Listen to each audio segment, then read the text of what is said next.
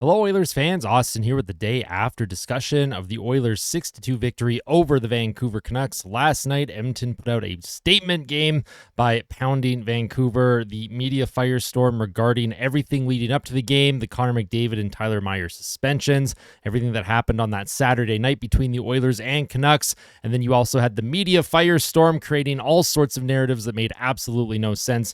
You had media in Vancouver claiming that Oilers thought that Connor Garland was public enemy number one in oil country, which was just outrageous. And I'm happy that we can finally just put this series to rest. Unless something incredible happens, unless a miracle happens, Edmonton likely does not meet the Vancouver Canucks until October of next season.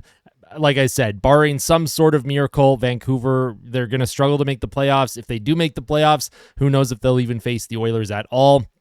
And I, for one, personally, as a fan, I am very happy about that. There's lots to talk about. In these day after discussions, I do timestamp every single topic. So if you want to skip around the video as needed, the timestamps will be available in the description below. And as always, if you end up enjoying these videos, these day after discussions, if you want to see more of them, because I don't do them nearly as much as I used to, make sure to hit that like button and make sure to subscribe to the channel if you're not yet subscribed. And you know what? Tell all your friends and family, spread the word that the Austin Hockey YouTube channel is the place to be for Oilers and hockey content moving forward. We have a very positive vibe here. We do live streams. Those are a lot of fun. We open hockey cards on stream. That's also a lot of fun. And sometimes when I forget the victory chain, which is behind me, hanging on my one Draisaitl jersey there, when I forget to wear that in a post-game fan reaction, well, I have to gift you all memberships. So sometimes it's bad for my wallet. Sometimes it's good for yours. And that's how we roll here. So let's kind of jump into it. These day after discussions are very formal, very chill. I don't get too animated. I don't, get too intense about anything. But I do have my talking points. I do have my topics there on the screen. At the bottom of the screen, the stats from the game last night for the Edmonton Oilers. They won 6-2. Expected goals for 76.08%. High danger Corsi for 87.50%. The Oilers, by all intents and purposes, completely dominated this game, and for good reason. Even without Connor McDavid, even the game against Washington, honestly, before I even get into the topics, the Oilers dominated the Washington Capitals at 5-on-5, at even strength. What let them down against Washington was the power play, in my opinion. The power play let them down, and then they weren't able to get that extra save that they needed from Stuart Skinner. But there's going to be a lot to talk about here. Our topics today, what a week, and not just including this game, just the week leading up to the game was outrageous. The fan bases on both sides, everyone needs to just relax. We all need to calm down a little bit, I think, and remember that this is just a sport. This is just for fun. All the rivalries are fun. Some of the stuff that I've seen and heard from other fans, whether you're a Canucks fan or an Oilers fan or the media, what's wrong with all of you? Let's relax, right? We're chill. We're having fun. Next thing I'll talk about will be the game within the game, more specifically Corey Perry's impact on the game last night against the Vancouver Canucks. He had the Vancouver Canucks all out of sorts, completely shaken, and Corey Perry, he absolutely was a rock star last night for Edmonton. You don't get to see Corey Perry be that little worm that he's been known for since he joined the Oilers, but last night was probably one of the most fun games he's ever been a part of in an Oilers uniform, and let's see if he's able to continue that moving forward. The next topic we'll talk about, of course, will be Leon Draisaitl's Hart Trophy campaign, and I'm not just talking Hart Trophy either. I'm talking the Rocket Richard, the Selke, the Art Ross, the Ted Lindsay. Leon Draisaitl should be in the running for every single major award this season, and well-deserved. The amount of games that he's had to play in the absence of Connor McDavid, whether McDavid's been sick or suspended, Leon has showed up. He showed up in a big way. He leads in many categories, especially at 5-on-5, and I'm excited to talk about him a little bit more. Next thing we'll talk about is expected goals. There's always a discourse surrounding the advanced metrics when it comes to hockey. I am someone that loves advanced stats. I do pay attention to them a lot, but there's a lot of discourse surrounding the goaltending situation as well. So expected goals and the goaltending situation, those two kind of go hand in hand. Those will likely be kind of together as one topic because there's a lot of things I want to talk about and, discuss the idea that not every single shot from a certain area of the ice is the same. They are not equal, and sometimes public models make them equal, and it kind of skews results. So I do want to talk about that. And then I'll have my final thoughts. We'll take a look ahead at the Oilers and Sabres, which play tomorrow at 2 o'clock p.m. Mountain at Rogers Place. Very much looking forward to that game. As long as the Oilers can find a way to keep winning, I will be very happy. So with that out all the way, nice 5-minute intro for everyone. Hope you're all enjoying your day. Let's get into it. Grab a snack. You can pause the video, go grab a snack, go grab a drink, go grab your plate of nachos, but please, for the love of God, do not throw your plate of nachos onto the ground, because somewhere out there, Logan Thompson will be mad about it if he gives up another goal. So what a week. Let's talk about the week in oil country. Not just last night, but we can talk about last night.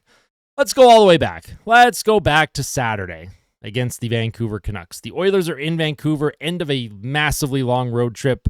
And, there was a lot of talk going into that game about would the Oilers have enough juice to get the job done. Vancouver, they've been kind of spiraling lately, struggling on home ice too. The Vancouver Canucks have been a very bad home ice team. I think they have 8 wins on home ice all season long, or 7 wins. Just brutal. And Canucks fans, they are on edge. They're on edge because you have players like JT Miller, who are rumored to be traded. You have Elias Pettersson, who's also been rumored to be on the trade block. You have potential infighting among their stars in the locker room. The media firestorm surrounding that team. There's a lot of distractions going on. And Rick Tocchet can't seem to get the team to buy in and play the way he wants them to play. And for a lot of players on Vancouver, their effort level isn't always there. I think it was the Steve Dangle Podcast Network. They showcased one of the shifts by JT Miller against the Kings last week. And it was a game where JT Miller was not healthy scratch, but he was benched for a large chunk of the game. And one of the shifts that JT Miller had was just kind of floating around the ice. If anyone remembers the Pierre-Luc Dubois final shift in Columbus clip, if you don't remember that, go look at it. But in that shift, Pierre-Luc Dubois is just kind of going through the motions, not really trying to be engaged, not trying to get the puck, and then he goes back to the bench. That was pretty much it for his time there. And everyone thought that was JT Miller's time in Vancouver. That one shift against the Kings, they got scored against, and then JT Miller and Rick Tocchet, they say something on the bench, and then JT Miller, he goes to the very end of the bench. He's benched. He does not get to play very much for the rest of that game. Now, why am I mentioning all that? Why does any of that even matter? Well, because when you're the Oilers coming off at the end of the long road trip, you're coming into Vancouver. Vancouver is just coming off a loss. They're just outside of the wild card picture. Their fans are intense. They're all over them. The team is not scoring. They're not getting goaltending. And now you're going up against a division rival, a team in Edmonton that beat them in the postseason last year in 7 games in the second round. And you were looking for some emotion. You're looking for some emotion, some energy. Maybe a turning point in the season. Maybe Vancouver can just play Edmonton really, really strong here. Maybe that can turn the season around. And for the most part, Vancouver played a really good game. Yes, the Oilers, they were fatigued. I don't use that as an excuse. I never do. I don't think that there are true excuses in the National Hockey League. Every team deals with things. Every single team in the NHL deals with injuries. They deal with their travel schedule. They deal with back-to-backs, illness, whatever the case is. You have to find a way to win a hockey game. And for the Vancouver Canucks, credit to them. They held the Edmonton Oilers to, I think, 15 shots on goal the whole game. They got up to a 3-0 lead. Power plays were in favor of Vancouver. Not like Edmonton really deserved too many. But as that game progressed, the way calls were being made, from an Oilers fan perspective, there was frustration coming out. There was frustration. I know for me personally, as just watching that game in the second and third period, watching what players were allowed to get away with, what was being called and then what wasn't being called, I had a bad feeling. I had a bad feeling that as this game progressed, as the Oilers were pushing to tie this game, something stupid was going to happen. And something stupid did happen. Late in the third period, the Oilers have their goalie pulled. They're pressing for the equalizer. They can't get a shot on net. Connor McDavid is battling to get free for position, and Connor Garland is all over him. They get wrapped up. They go down on the ice. Connor Garland and McDavid, they're tussling with each other. They're throwing some punches. They're shoving, and then McDavid is held down once again, and then McDavid stands up, skates towards Connor Garland, and gives him a very hard two-handed cross-check to the face. And that's when all hell broke loose. And with everything, all the discourse over the last week, that play right there, As the scrum was unfolding, the whistles blow. Behind the play, you have Evan Bouchard and Tyler Myers looking at each other. They're saying something. Evan Bouchard, he takes his mouth guard out. He skates towards Tyler Myers to say something. Tyler Myers, he cross-checks Bouchard in the face. Uh-oh, not good. Now, the post-game fan reaction for that, if you tuned into my post-game fan reaction, it's even titled Mick Suspension, because I knew he was going to get suspended. Every single fan on the planet knew that Connor McDavid was going to be suspended. At the time, my thought was, you know what? McDavid likely gets about a game, maybe 2 max. And for Tyler Myers, I thought the same thing. If he gets 1, maybe 2 max. Now, I did say that the Myers cross-check was worse than McDavid's because I do believe that a cross-check that's unprovoked is worse than a provoked cross-check. They're both wrong. And you don't have to agree with me on that. I just think because there is a potential for having an opponent not be able to defend themselves, like Evan Bouchard, that can just lead to more serious injuries. Connor Garland saw McDavid come in, was able to get his arms up. It doesn't justify the action at all. And then the word comes out the next day. That they had their hearings, right? McDavid and Tyler Myers, they're going to have discipline hearings, and that's going to happen on Monday. So it was Sunday they announced that they were going to have their hearings on Monday afternoon. But on Sunday, oh my God, both fan bases were at each other's throats. Just outrageous. Some of the comments on the videos that I had made, the comments that I had seen on Twitter, on Facebook, on Instagram, on Reddit, r/hockey on Reddit is quite the place to be if you're an Oilers fan, because it doesn't matter how much you try and, post something non-biased and you're like, hey, I agree, McDavid should be suspended. You're going to get downvoted into oblivion. And I'm not sure what all started this. I understand that there is a decent amount of hatred towards Oilers fans, and a lot of it's for good reason. I'm not ignorant to that. I'm not ignorant to how Oilers fans get, especially when the team is good like they are now. There's a bit of an ego there. Oilers fans do get inflated with their egos. Again, I am not ignorant to that fact. But you would think that what Connor McDavid did was the worst thing that's ever happened to hockey with some of the reactions that happened here. And then the way the media was jumping into this as well. It was the mainstream media here was absolutely influencing the fire that had started. They were pouring gasoline all over this thing, and it was embarrassing. Truly embarrassing. Like some of these media guys, and I'm not going to call anyone out by name, because I'm not like that. But if you've been around the internet sphere for the last 72 hours, you'll know what I'm talking about here. It was a disaster. Everything that was being said on both sides was just creating this absolute firestorm because 2 players cross-checked each other in the face. It is not the first time a player has been cross-checked. It's not going to be the last time a player gets cross-checked in the face. It's hockey. It is hockey, and it deserves to be suspended. And then, of course, Tuesday comes around, and it is announced that Connor McDavid was given 3 games, and or maybe it was Monday. It's Monday. McDavid was given the 3 games. Tyler Myers was given the 3 games. And I had my piece, too. I went in. I did a video. I thought 3 games was outrageous. And then I provided examples as to why I didn't think I agreed with the 3 games, gave examples of players who I think are doing way worse things on the ice than what Connor McDavid did. I talk about players like Sam Bennett, Jacob Trouba. At the end of the day, it doesn't matter. The 3 games is the 3 games. And I had some Canucks fans come in and be like, hey, you thought they were going to get the same amount of games. Why don't you agree with this now? Because once you get over that 2-game mark and you're into the 3, 4, 5-game suspension range, my thought was, okay, was there an injury? Maybe Connor Garland's hurt. Maybe he got concussed. Maybe he's not playing. That would make sense. And again, whether it's right or wrong, that's not what I'm saying. What I'm saying is usually a suspension of 3 games or more. It was just 3 games, but usually when you hit that 3-game threshold, there's usually some kind of injury that has occurred. Or it's just such an egregiously dangerous play that the league goes, we have to send a message here. And then I had other fans come in being like, oh, well, he got away with the chicken wing on Marcus Johansson on the Minnesota Wild earlier, so they probably gave him a game for that too. Well, that's not how that works. You can think of that as a logic thing, but that's not how it works. He was not disciplined by the NHL for that, so that does not play into this. The other thing that made me a little ticked off about Connor McDavid's suspension was that he was listed as a repeat offender. But in the NHL's own rules, a repeat offender is a player that has been suspended 2 times within an 18-month period. Connor McDavid's last suspension wasn't until 2019, I think. It was 2 games. I forget who he hit on the Islanders. Or maybe 2022. Maybe he was fined in 2022. I don't remember. But it had been far longer than 18 months. So that didn't really make sense either.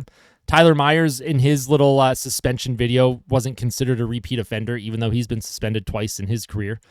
Connor McDavid's been suspended before. When it comes to the NHL's own standards for what is a repeat offender and what is not, I thought the 18-month rule would apply. Apparently not. I guess McDavid is a repeat offender, so we have that now. I guess the 18-month thing just doesn't matter. But I accepted it. And most fans accepted it. We had our say. We had our spiel. Again, whether you agree with the call or not. Now, what's the point that I'm making here? The point that I'm getting to is that after the suspensions were announced, you had fans all over the place, either jumping for joy or raging that it wasn't enough, thinking that the league was coddling Connor McDavid. You had the most insane media coverage of the whole thing. You had the Edmonton Oilers organization themselves put out a statement saying that they stand with their player. And if you're the Edmonton Oilers organization, why are you doing this? Their statement was an absolute nothing burger. If you're going to put out a statement, I think it was the What Chaos crew. You have DJ Bean, Pete Blackburn. On What Chaos, I think they were the ones saying that if you're going to put out a statement, do what the Rangers did with regards to Tom Wilson a few years ago. Piss your pants about it. Piss your pants about it. Be like, you know what? George Parros is unfit. George Parros is unfit to be the lead of Department of Player Safety. Or whoever is running Department of Player Safety these days. They're unfit. Make a huge deal out of it.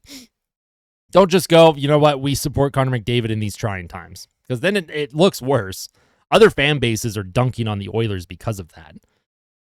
And it's goofy. And all of this happened within about 48 hours of each other. It's just crazy. 72 hours. So then the Oilers, they play Washington without Connor McDavid. They play a pretty good game. Played a pretty good game. They didn't get the saves they needed from Stuart Skinner. That's okay. That's okay. You know what? It happens. You're not going to win every game. Stuart Skinner, he's obviously been pretty decent for a lot of this year. He's been inconsistent.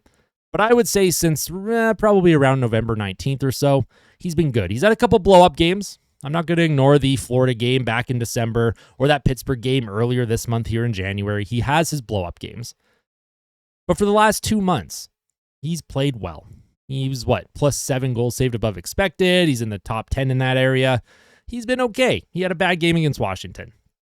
Well, after the game, oh my goodness. Everyone comes out of the woodwork. Everybody in oil country comes out of the woodwork when it comes to Stuart Skinner. And it sucks because the narrative should have been the nachos. I thought the nachos was funny. I thought that was the story of the game. Someone throwing a plate of nachos onto the ice, and then you have Corey Perry score a goal. And Logan Thompson pointing at this plate of nachos. And then you see the ice crew scraping up the nachos. And I thought it was hilarious. I couldn't stop laughing. I literally could not stop laughing. I thought throwing a plate of nachos onto the ice was hysterical. It was so funny to me. But the narrative after that game against Washington was Oilers need a goalie. They need a goalie. But they need a goalie after every single loss. Doesn't matter what the score is. Doesn't matter how well Edmonton played. Doesn't matter how well Stuart Skinner played. If the Oilers lose, if you go online, the call is to get a better goalie. And I get it. I get it. You want the best opportunity to win your division. Maybe you want to win the President's Trophy, get yourself home ice advantage throughout the entire playoffs. You have McDavid and Draisaitl. A division title should be the minimum, honestly, with those two. And I understand. But it's the same talking points over and over and over. And it's the same after a win. Every time the Oilers win a hockey game, they go, oh, Stuart Skinner haters, they're in shambles. Stu haters in shambles. We don't need a goalie. And it's the same thing. And I understand this is fandom. I'm not complaining about either side. I'm just giving my thoughts on it. Because as someone that is online a lot, I do go on Twitter all the time, x.com, Blue Sky. Should I be on there as much as I am? Probably not. But I like engaging with the fans. And for most times, it's positive, it's fun, it's engaging. At the Same talking points. How do people not get exhausted complaining about the same thing? People have been calling for a new goalie for 2 years, since 2023. Basically, since Edmonton was eliminated by Vegas, you've had the same massive, very loud group of Oilers fans that doesn't matter what Stuart Skinner or Calvin Pickard does, they're not good enough. They need new goalies, and they post it everywhere. Oilers game day thread, like last night, for example, the Oilers won 6-2. Calvin Pickard played a good game, .925 save percentage. He was even in the goals saved above expected.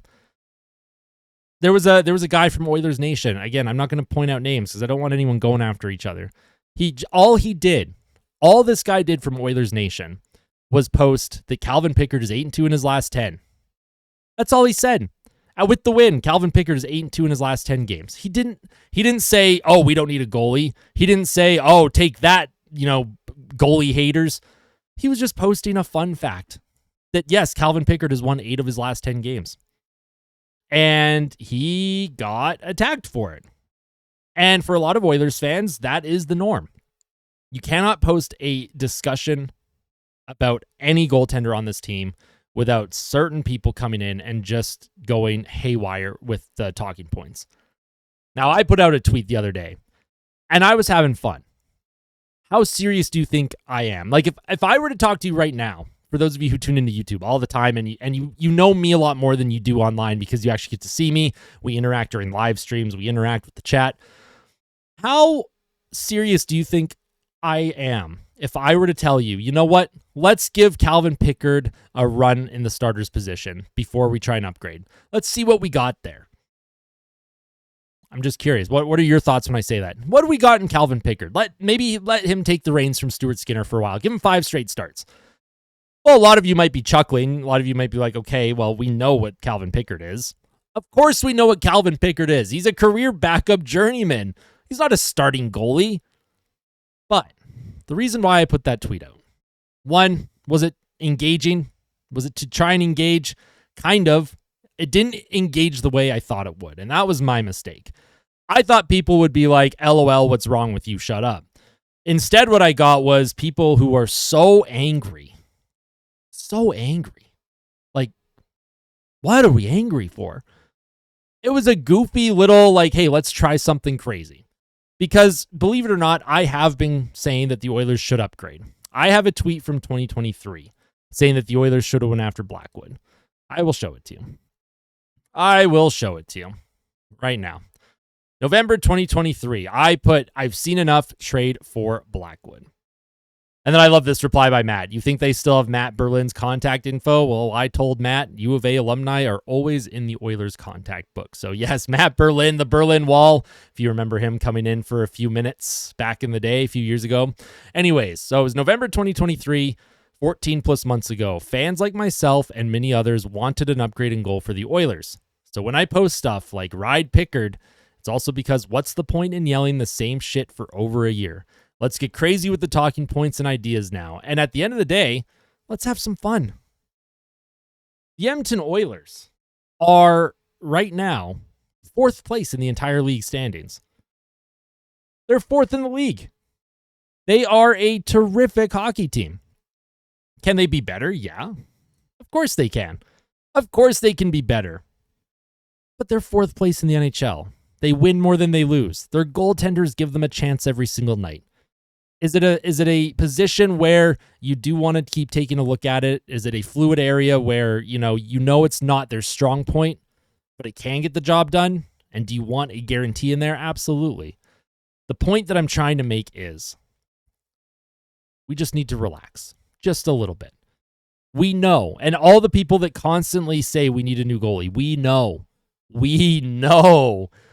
what you're saying. There's nothing left for any of you to prove. Nothing left. It is exhausting. It is exhausting when I'm just trying to have fun and discuss things with other fans and then have all of you people come in. Oh no, I said you people. I'm going to get canceled like Don Cherry now.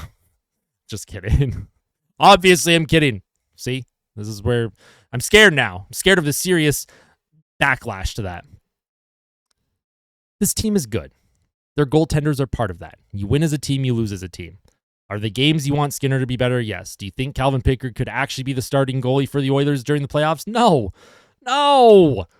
But let's have fun with it. Let's think of ideas that are crazy. Let's talk about Calvin Pickard being the starting goalie. Let's have fun. It's hockey. Let's have some fun, folks. Everyone's always so serious. Why so serious? I swear, I always joke about turning into the Joker, but I'm pretty sure a lot of fans out there have already turned into the Joker. So basically that was the week that we've dealt with. Canucks fans, oh my God. No offense for most Canucks fans. I know there's a few of you tuning in right now, whether you're tuning in on Spotify, Apple, Amazon. By the way, I am on podcast form, so you can check the description of this video. And if you are listening already on Spotify, Amazon, or Apple, thank you so much. There are a lot of Canucks fans that tune in and that are amazing. A lot of Canucks fans tuned into the live stream last night. You were all amazing. I truly cannot thank you enough for your support. You've been around since the playoffs, and you've been great sports throughout the whole thing. But there are so many Canucks fans. And I'm not generalizing. I'm just saying that when you have a fan base as large as Vancouver, I'm going to deal with a lot of that aspect of it. And I understand what I signed up for being a content creator. And you've got to have thick skin. I consider my skin to be pretty darn thick. I've dealt with some pretty intense people, some intense exchanges over the years on the internet. But I'm tired. And I'm really glad that the Oilers do not play Vancouver the rest of this season. And I really hope they don't meet in the playoffs. No offense. I want this team to not only play Vancouver until the regular season. As much as I love the rivalry, I think rivalries are fun. But this rivalry is different. It's a little bit different. I don't mind trash talking. I don't mind, little jabs here and there. But what this rivalry brings out in both fan bases, neither fan base are exempt from this, is so toxic and so outrageous that it makes me not even want to engage. And that's sad because I just love hockey, And this is not a pity party for me. Don't feel bad for me. That's not what I'm saying. But I hope you understand what I am saying.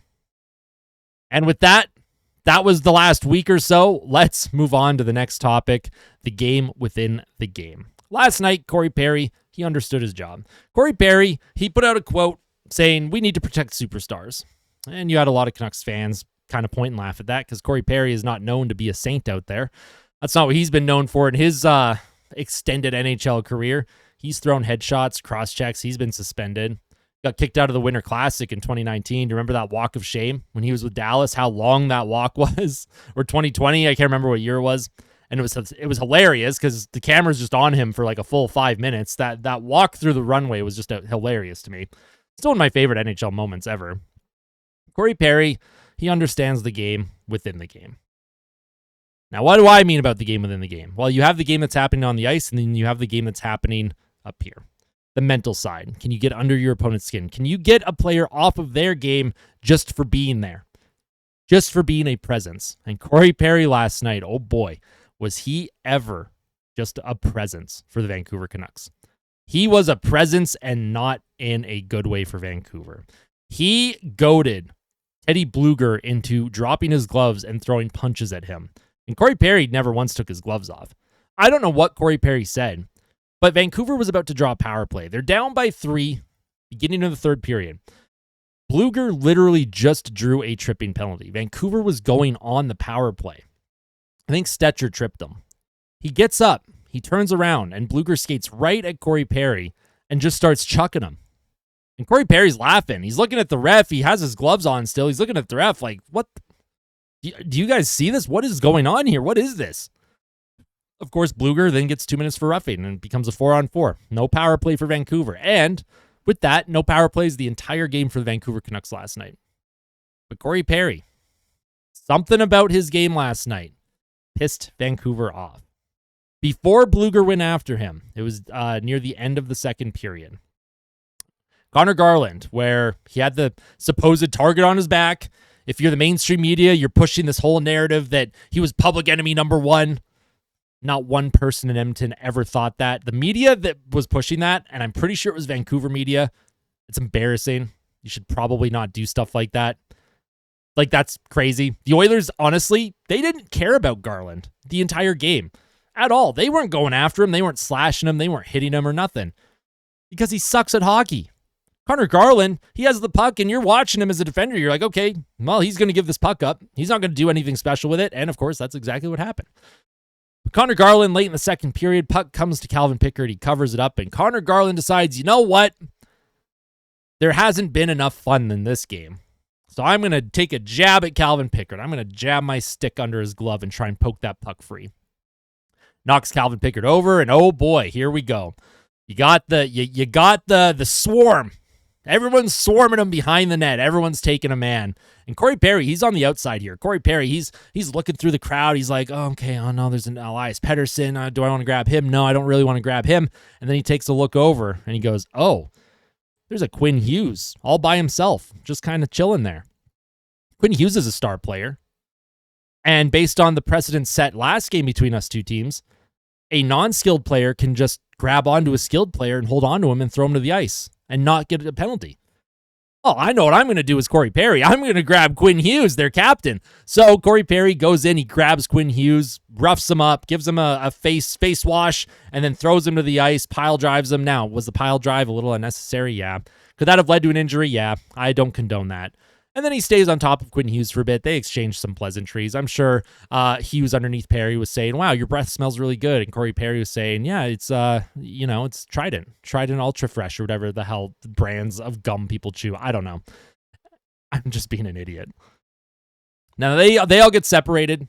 Again, it becomes 4-on-4, but Corey Perry going after Quinn Hughes, that set the Vancouver Canucks off. That right there, I think, ended the game. The game within the game had been won when Corey Perry went after Quinn Hughes because the Vancouver Canucks had no response after that. They had zero response. And then in the third period, Teddy Blueger thought that he was being a hero going after Corey Perry, but Perry knows he doesn't have to drop the gloves in that situation. He didn't hurt Hughes. It was an after-whistle scrum. Connor Garland started it. It'd be a lot different if an Oiler started it against Demko and then Garland jumped in and then Perry jumped in. That's a different story.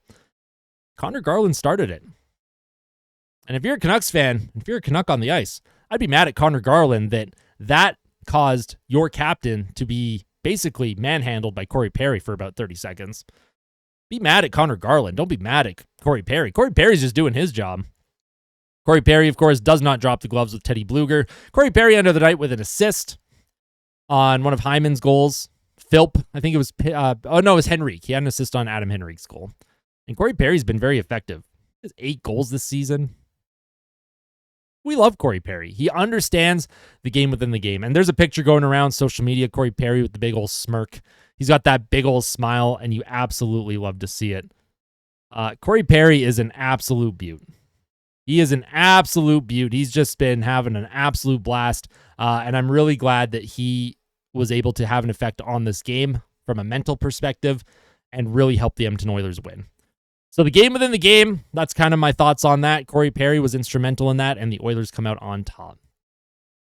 Next topic, the Leon Draisaitl Hart campaign. Leon Draisaitl last night had another 3-point night. He had 1 goal, 2 assists. He extends his goal streak or his goal leading in the NHL. He has 35 goals. Second place is Sam Reinhart with 28 goals. So Leon Draisaitl's 7 goals up in the Rocket Richard race. Now, that's not to say guys might not catch him.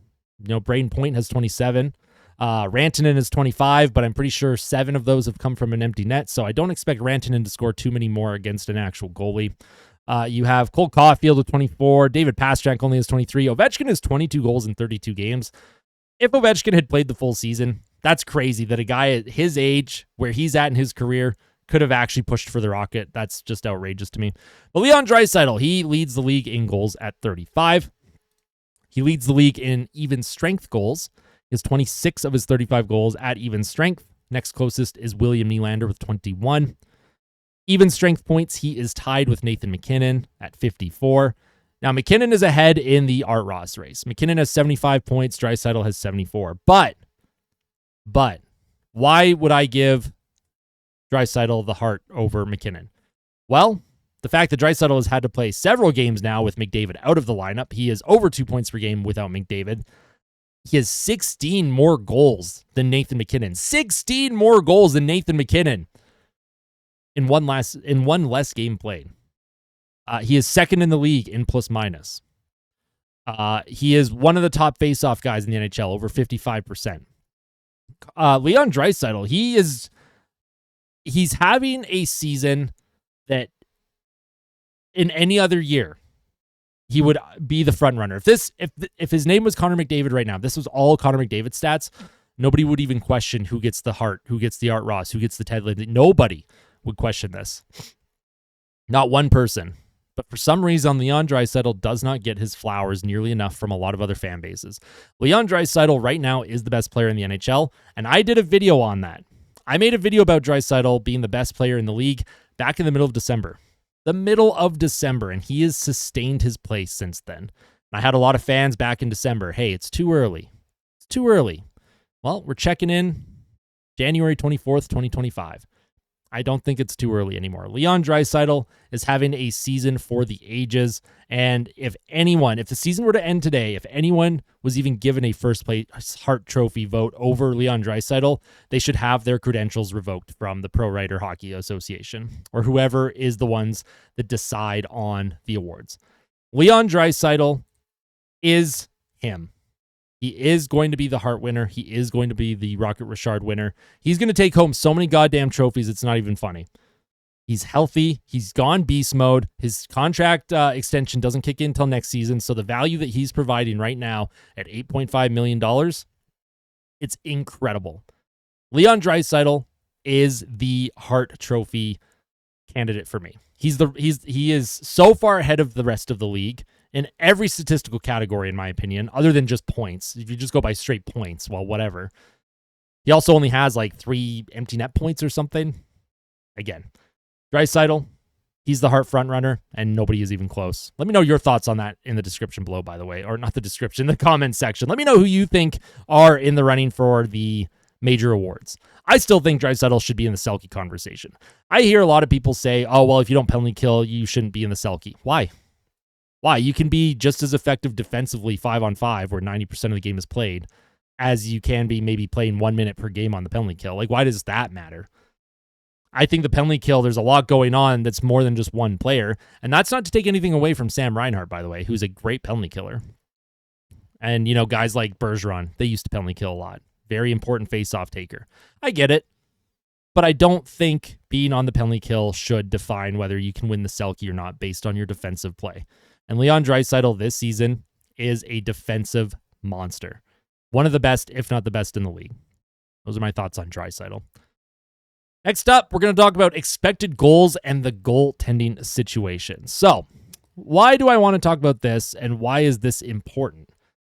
Well, I already kind of mentioned how fans talk about when it comes to the goaltending on Edmonton. After win, after loss, everyone's always talking about the goaltenders, and then everyone uses Money Puck.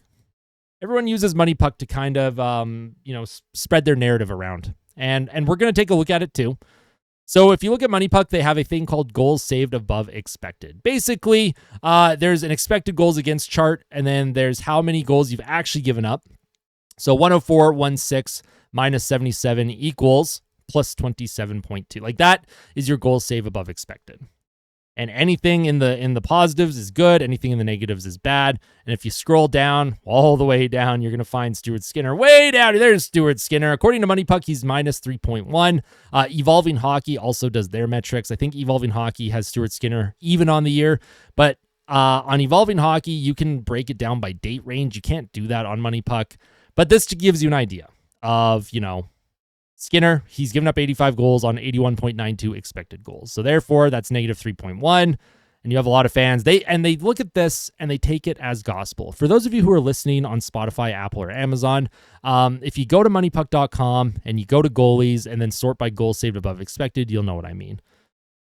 And I want to talk about why this stat specifically is flawed for numerous reasons. I'm not saying all of them are flawed, but expected goals can be flawed because websites like Money Puck and Natural Stat Trick, they don't take pre-shot movement into consideration. If someone's coming in if it's a 2-on-1, you have a 2-on-1 and a pass goes from left to right, one-timer score, or if you have a breakaway, guy comes in on the breakaway, shoots from kind of on the right side near wherever. Maybe he does a backhand or something. What Natural Stat Trick and Money Puck think is, oh, both of those shots came from the same area, therefore they're weighted the same. But they're not taking into consideration, did the puck move from left to right? Did the goalie move? Where is the goalie in relation to the shot? Who's shooting the puck? They don't take into consideration the skill of the shooter.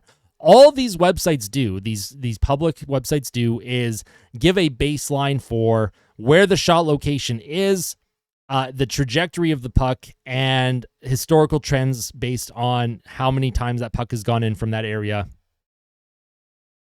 historically. And that is a big problem for me. I think it's good to look at to give you an idea of where you're at. I think if you are so far ahead of the competition in goals saved above expected or so far below, that says something about the quality of the goaltending. If you're so far ahead, like guys like Connor Hellebuyck this season, yes, elite goaltender, that makes sense. And if you're so far below, you have like whoever's on Philly this season just struggling a lot. Urson, I think, like it makes sense. They're not playing well. It's the middle of the pack goaltenders, that like 15 to 35 range, where I think that there is enough margin of error that I don't think they're calculating properly enough. That makes it hard for me to 100% subscribe to that as gospel, to take that as gospel and be like, you know what? We need a goalie upgrade because Stuart Skinner is a 0.1 above expected and a starter should be 10 goals above expected at this point in the year. That we need more context, personally, number one. We need more data on pre-puck movement. I need to know where the puck was going before the puck was shot. And I need to know where the goalie was in his crease. And of course, the skill of the shooter. The other night when Washington scored their third goal, they went through Skinner's pads, hits the post, and it comes out in front. Now, Skinner is slid. He's sliding to his left, and there's a gaping net. Wide open net for Pierre-Luc Dubois. That is a wide open net, and he shoots that in the net. That, to me, is like a 98% chance of a goal based on where Skinner's sitting, based on where the puck is. But because these public models don't take any of that into consideration, they're only taking into consideration where the puck was and where it went, but not where anything else on the ice is. That's the problem that I have with the advanced metrics. And that's something that I'm trying to understand more. I'm trying to get more information from places like Money Puck and Natural Stat Trick. I've tried to reach out to both of them to get a better idea of what their models are and how they calculate things. Math is not my strong suit. It's not even close to my strong suit.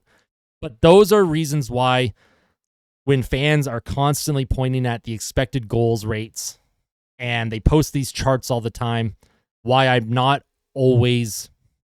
I will take that information, but I will also go and rewatch the game or rewatch highlights and see where the shots were coming from. The Oilers had 5 expected goals for against Washington. And when I was watching that game, they had a lot of shots where, yeah, Thompson drops it and there's a couple looks in the crease. They're kind of banging the puck at his pads. But I didn't really see that. Like, I don't know. Maybe I'm too dumb. And maybe if someone is a lot smarter than me when it comes to the advanced metrics, you can explain it more to me. I've done a lot of research into the advanced metrics stuff, and it's something I'm very interested in.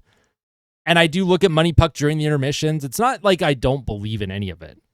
I just think more context is needed a lot of times, and it's something that you can use as a tool. If someone posts a Money Puck chart, do extra information, do extra research. Take a look at where certain shots were shot from. That game against Minnesota where Calvin Pickard, he stopped the 2-on-0, a 2-on-0, and then he had those crazy stops in the third period, and you're going, wow, he played an amazing game. Apparently he didn't, according to Money Puck. I think the expected goals for Minnesota that game were like 2.6 or something. Like, it doesn't make sense. Because as I'm watching the games, I see these high danger saves. I see these high danger looks. I'm pretty sure that 2-on-1, or the 2-on-0 that Calvin Pickard had to save against Minnesota, I'm pretty sure the expected goal for that specific shot was 10%. 10% on a ridiculous, outrageous save that Calvin Pickard had to make. So that's just my thoughts on expected goals and the goaltending situation. Do I think the Oilers likely need an upgrade? Yes. Should they have someone that can platoon with Stuart Skinner? Yes. Do I think Stuart Skinner is nearly as bad as a lot of fans like to try and point out, and they use these stats from Natural Stat Trick and Money Puck? No, I don't think he's that bad. I think Evolving Hockey is probably the more accurate place to look when it comes to this stuff. But again, I don't have access to their actual data. They do have a paid version, I think, which maybe I'll have to start subscribing to just to take a look. But those are my thoughts on expected goals and the goaltending situation when it comes with that. Well, it was a long episode. We're at the 44-minute mark. If you are still tuned in, thank you so much. I appreciate that. I had a lot of fun talking about a lot of different talking points today. Tomorrow morning, I will have a pregame report up before the Oilers and Buffalo Sabres play each other. Tomorrow at 2 p.m. Mountain, you can find me here live streaming on the Austin Hockey YouTube channel as we watch the Buffalo Sabres and Oilers together. It's an afternoon game against Buffalo. I'm already kind of worried as an Oilers fan. It's a trap game to me. I'm like, oh, yeah, it feels like one of those games Buffalo might just come in and win 5-1. I really hope that is not the case, though. So I'll have my pregame report for that up probably early in the morning, maybe even later tonight. And if you are a member, you will get to watch it before everyone else. So keep an eye out for that. Yes, I do have memberships. I have the locker room. I have VIP access. However, both are equal in terms of what you're getting for perks. The only thing is one costs a little bit more. It's just if you want to support me more. That's all that is. Thank you all so much for watching. Thank you all so much for listening. This was a fun episode to do. I'm glad I was able to kind of just chill, relax, get some things out, air some grievances. And I also want to make sure I hear from all of you too. So make sure you give me your thoughts in the comment section below. As always, make sure to tell someone that you love them and always fight like a kid. Always fight like Ben. Let's go Oilers. I'll see you in the next one.